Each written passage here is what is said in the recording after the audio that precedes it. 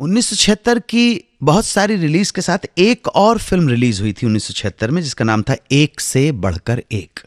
इसी फिल्म से हिंदी फिल्मों में कदम रखा बांग्लादेश की मशहूर गायिका रूना लैला ने। असल में क्या है, कुछ चीज़ें हमारे जो श्रोता हैं उन सबको बता देना चाहता हूँ कि कविता की वजह से एक चीज़ शायद मिस हो जाती है। असल में तो प्रार्थना गीत है, ये गीत तो है लेकिन प्रार्थना गीत है, दुआ है, हम्द कहते हैं। हम्द का मतलब है प्रशस्ति गीत, प्रशंसा जब किसी की जाए तो जिसकी प्रशंसा की जा रही है वो बहुत बड़े सूफी संत हैं जिनका नाम है शाहबाज कलंदर। तो जब बोलते हैं सखी शाहबाज कलंदर तो हम क्या समझते हैं, सखी शाहबाज कलंदर वो पोइट्री की वजह। सखी का मतलब होता है जो सबको दान दे। ध्यान रखना, सखी, सखी मतलब दाता, देने वाला, है ना, देने वाला।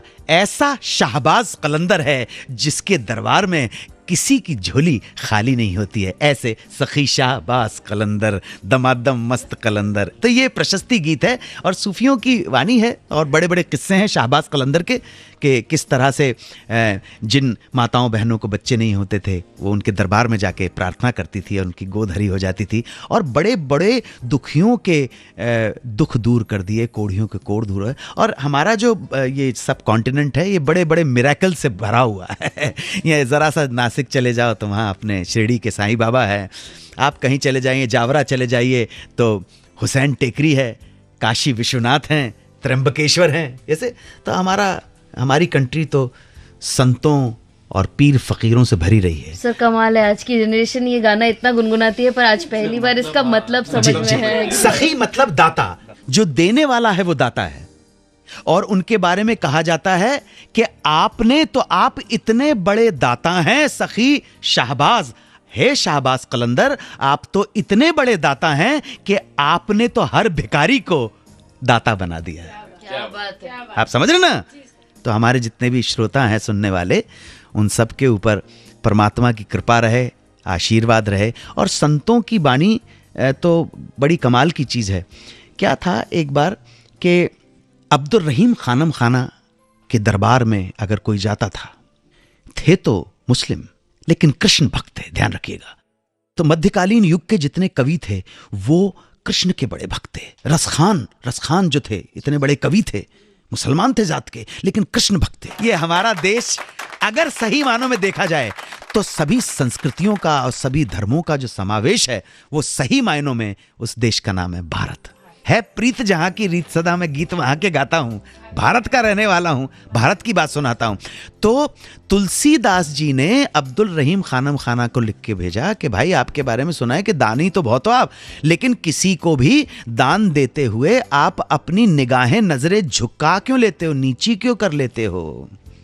तो ये एक कविता के अंदर लिख के भेजा था। इस कविता का जवाब अब्दुल रहीम खानम खाना ने एक दूसरे दोहे की पंक्ति में लिख के दे भेजा। देने वाला एक है देवत जो दिन रैन, लोग भरम हम पर करें तासे नीचे नैन। लोग समझते हैं मैं दे रहा हूं, इसलिए शर्मिंदगी के मारे मेरी नजरें नीचे झुक जाती हैं। मैं नहीं दे रहा हूं, मुझसे कोई दिलवा रहा है। ध्यान रखना, ये आप जो गाड़ी चला रहे हैं ना, ये शरीर आपका है, ये आपका ब्रेन आपको गाड़ी चलाने के लिए बोल रहा है। इस ब्रेन को कोई ना कोई तो निर्देश दे रहा है। उसको आप अल्लाह कह लें, यहोवा कह लें, ईश्वर कह लें, प्रभु कह लें, एग्जिस्टेंस कह लें या विधि कह लें, कुछ तो कुछ है। और जो कुछ है सचमुच तो आपके और मेरे बीच का प्रेम बहुत कुछ है। सुनिए, भाई अशोक चक्रधर जी ने एक कमाल की बात कही है।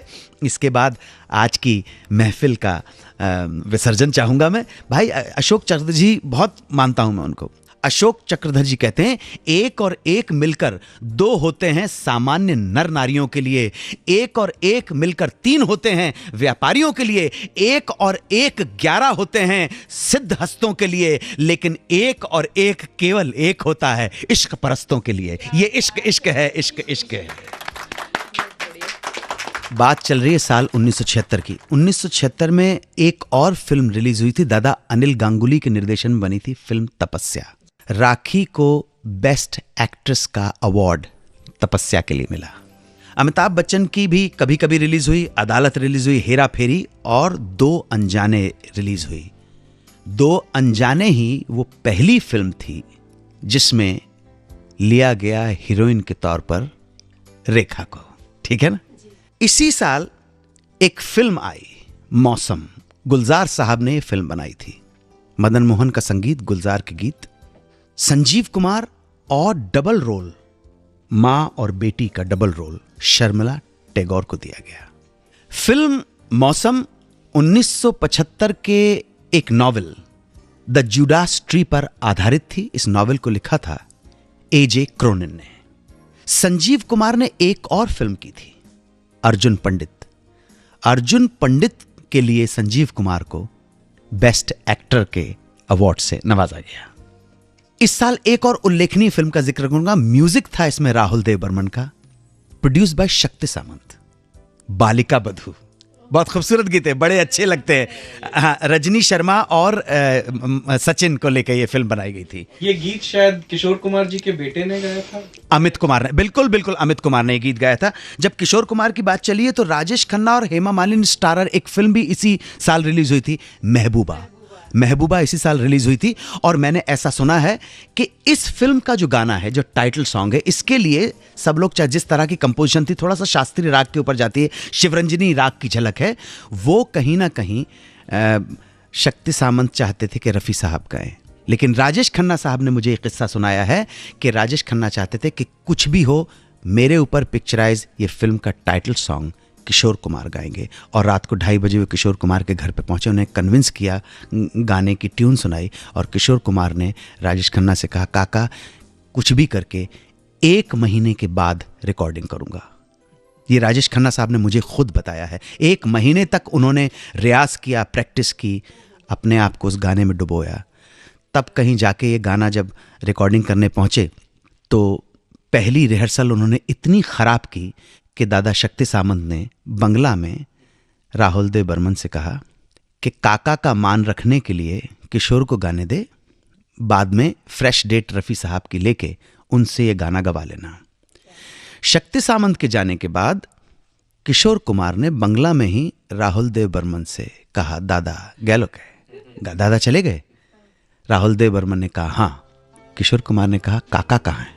राजेश खन्ना कहने, मैं यहाँ पे हूँ। सुन Kaka, first take, this is what mister Rajesh Khanna, God rest his soul in peace, उन्होंने मुझसे कहा फर्स्ट टेक ओके हुआ है, और जो गाना गाया है वो फर्स्ट टेक का गाना है। वो गाना था मेरे नैना सावन भादो। 92.7 बिग FM पर सुनते रहिए सुहाना सफर विद